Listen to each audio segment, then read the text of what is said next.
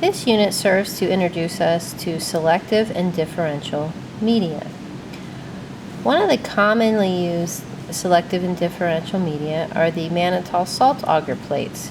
So here I have one example, and there's nothing growing on this. This is just a sample plate. And I just want to go through the selective and differential aspects with you.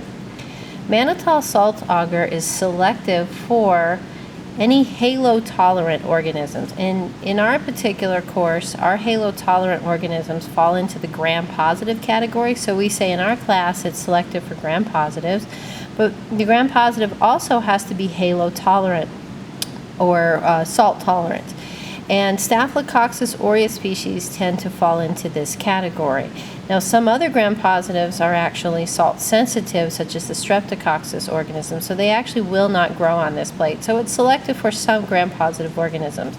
There are some halo-tolerant gram-negative organisms out there, but we don't use them in this particular course. So we just simply say that the MSA plate works well to select for gram-positive organisms that are halo-tolerant.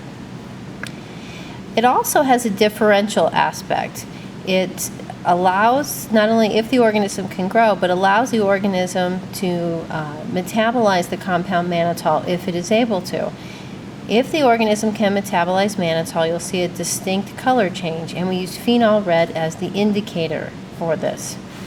Now here we have a plate with the Mannitol salt agar medium, and we have different organisms growing on this plate.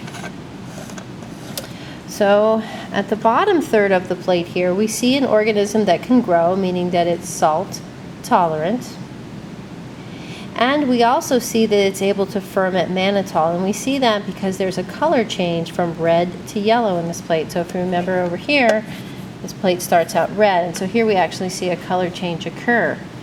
Now also on this plate, we have another organism that's able to grow. I don't know how well we'll see the growth here, but it's up in this upper third. There's growth, but you don't see that yellow color changing. So meaning that the organism is halotolerant, it's gram-positive. However, it cannot metabolize mannitol, so you don't see the yellow form. And then finally in this last third, we have a gram-negative organism. So you don't see any sort of growth up here because E. coli, which is the one used here, which is a gram-negative, is salt-sensitive and is selected against on this plate. So once again, Mannitol salt agar uses salt as its selective agent to select for gram-positives that are halotolerant, and it also uses mannitol as its differential agent to highlight the organisms that can ferment or use mannitol. And that's the introduction to selective and differential media using the MSA plate.